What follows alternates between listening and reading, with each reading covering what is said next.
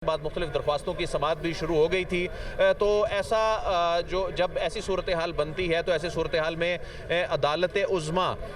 High courts को ये direct तो नहीं कर सकती कि आप इन केसेस की समाअत जो है रोक दें या वो रुक जाती है। तो लेकिन आम तौर पे ऐसा होता है कि जब मतहत अदालतों में या अदालत आलिया में ये मामला चल रहा होता है तो उसमें फिर अदालत उज़्मा को ये आगाह किया जाता है कि वहाँ ये मामला चल रहे हैं। तो ऐसे में फिर वो अदालतें इंतज़ार करती हैं कि सुप्रीम कोर्ट ऑफ पाकिस्तान से इस मामले पर क्या फैसला आएगा, क्या हुक्म आएगा। तो इसमें अभी ये समाअत जो है वो चल रही है और इसमें अब तय ये हुआ है कि कल इस मामले को कंक्लूड किया जाएगा 9:30 बजे से ऑनवर्ड कि क्या ये बेंच इस मुकदमे को सुन सकता है या नहीं। और हैरानकुन तौर पर यानी आज जब 9 रुकनी बेंच ने आकर बैठना था तो उस 9 रुकनी बेंच में से जो 4 जज साहिबान हैं उन्होंने खुद को अलग किया और 5 मोअज़्ज़ज़ जज साहिबान जो हैं इस मामले को सुन रहे हैं और इस केस की समाअत जो है वो अभी जारी है। और इसमें पाकिस्तान पीपल्स पार्टी ने इस मामले को टेकअप किया है। पाकिस्तान पीपल्स पार्टी ने मुतालबा किया है कि पहले हमारी उस दरख्वास्त पर कोई फैसला सुनाया जाए, यानी हमने कहा था कि इस पर फुल कोर्ट बनाई जाए और फुल कोर्ट के हवाले से अभी अदालत ने फैसला करना है। और बैरिस्टर अली ज़फ़र जो हैं उनको ये कहा गया है कि वो अदालत को आगाह करें कि ये केस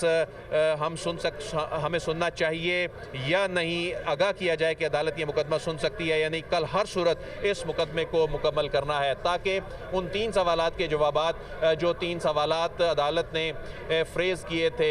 जो कि 2 रुकनी बेंच ने मामला रेफ़र किया था और चीफ जस्टिस ने आज खुद नोटिस लेते हुए वो 3 सवालात फ्रेज़ किए थे, उन पर तो अभी तक बहस शुरू ही नहीं हो सकी, उस पर अभी तक डिबेट शुरू नहीं हो सकी, उस पर अभी तक कोई आर्गूमेंट नहीं आ सका। तो इस हवाले से अब अदालत को भी वक्त की संगीनी का अंदाज़ा है क्योंकि वो 90 रोज़ जो हैं वो 90 रोज़ की डेडलाइन तो अब तकरीबन आईनी और कानूनी तौर पर नामुमकिन हो चुकी है। उन 90 रोज़ में इंतखाबात कराने के हवाले से जो कि एक आईनी तकाज़ा है वो तो अब अमलन जो कि इलेक्शन एक्ट की मुतल्लिका शिकों को देखा जाए, जो कि इलेक्शन शेड्यूल के हवाले से वो एक टाइम फ्रेम दिया जाना है जिसमें नॉमिनेशन पेपर फाइल करने हैं, जिसमें स्क्रूटनी होनी है, जिसमें जो विड्रॉल है कैंडिडेचर की, उसके बाद इससे पहले ट्राइब्यूनल्स ने इन सारे मामलात को निपटाना है, उसके बाद इंतखाबी मुहिम के हवाले से एक वक्त कानूनी वक्त है वो दिया जाना है। तो इस सारे मामले में जो तकरीबन 1.5 माह का वक्त दरकार होता है और बड़ा वक्त इस वक्त गुजर चुका है। अदालत चाहती थी कि इस मामले को जल्द कंक्लूड कर लिया जाए, अदालत इसी हफ्ते में शायद इसको कंक्लूड करना चाहती थी, लेकिन इस हफ्ते के पहले 2 रोज़ जो हैं यानी जो तीसरी और चौथी समाअत है वो सिर्फ इस बात में अब गुजर जाएगी कि इस मामले को सुना जाना चाहिए या नहीं सुना जाना चाहिए। जी ठीक है अदील, इसके साथ साथ जो रिमार्क्स हैं वो भी हम शामिल कर रहे हैं और जिस तरह की अभी आपने भी बताया कि चीफ जस्टिस ने कहा कि कल हर सूरत मुकदमे को मुकम्मल करना है, यानी कि कल ये फैसला हो जाएगा ये काबिल समाअत है या नहीं है। और क्या इसके साथ ही बेंच की तश्कील का मामला भी कल ही क्लियर हो जाएगा कि फुल कोर्ट इसको सुनने जा रहा है या कितने मोअज़्ज़ज़ जज साहिबान पर यह बेंच बनाया जाएगा? जी बिल्कुल, इस केस को अब बज़ाहिर ऐसा लग रहा है कि इस मामले पे चूँकि अभी जो फ्री कैन है जिनकी जानिब से दरख्वास्त दी गई है, जो 3 बड़ी सियासी जमातें हैं उनकी जानिब से जो दरख्वास्त दी गई है अभी उस पर फैसला होना है। चीफ जस्टिस तो ये कह रहे हैं, वो चाह रहे हैं कि ये मामला हमें हर सूरत कल मुकम्मल करना है, लेकिन इस मामले में अभी जो एतराज़ात हैं, बार कौंसिल के एतराज़ात आज भी अपनी जगह पर हैं। जो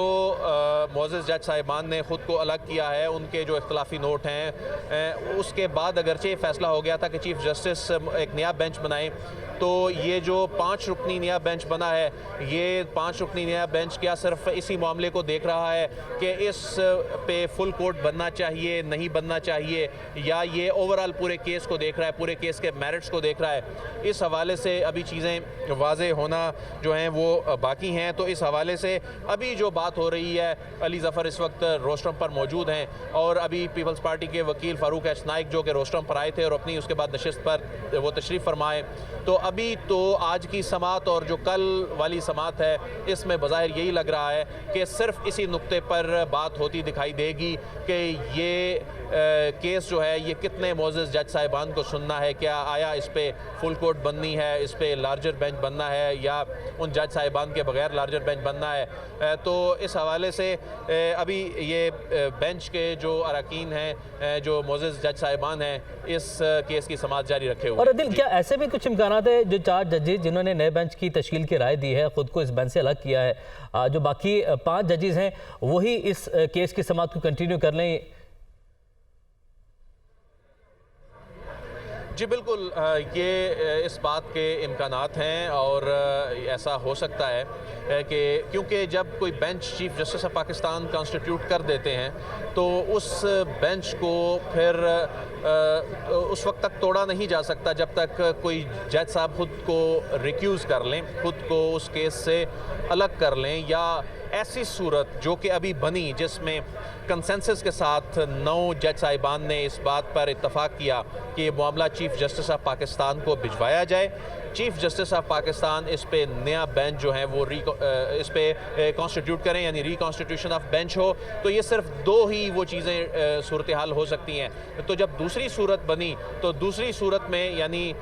जब चीफ जस्टिस ऑफ पाकिस्तान ने ये डिसाइड किया कि 5 जज साहिबान के सुनेंगे, तो लेकिन अभी जो इसका स्कोप है वो ये देखना होगा कि जो फिर उस बेंच के बाद जब ये बेंच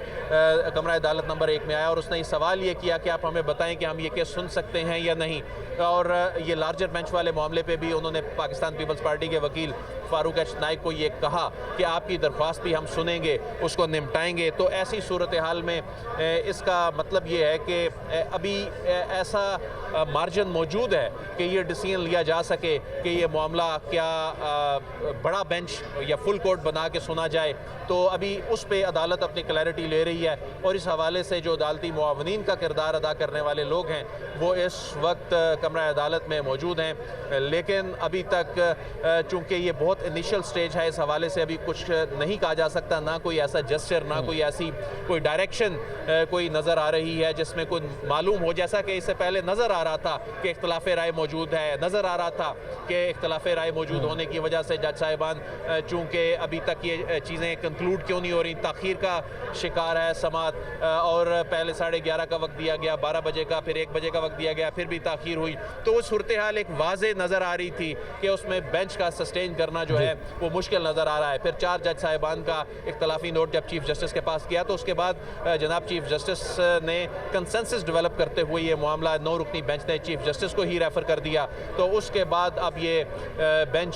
जब 5 रुकनी बेंच है, ये 5 रुकनी बेंच इस वक्त केस की समाअत जो है ये कर रहा है, और इसकी जो तफसीलात हैं जो ये समाअत आगे बढ़ेगी इस बात का इम्कान है कि आज सूरत हाल शायद वाज़े हो जाए कि यही बेंच जो है मेन केस है जो जिसका स्कोप उन 3 सवालात के जवाबात तलाश करना है, क्या यही उसको कंक्लूड करेगा, या ये इनिशियली सिर्फ ये तय कर रहा है कि इस केस को सुना जाना है या नहीं, या मामला फुल कोर्ट को रेफर करना है। जी अदिल, फारूक एच नाइक ने भी कहा कि फुल कोर्ट के मामले पर दरख्वास्त दायर की है, तो इस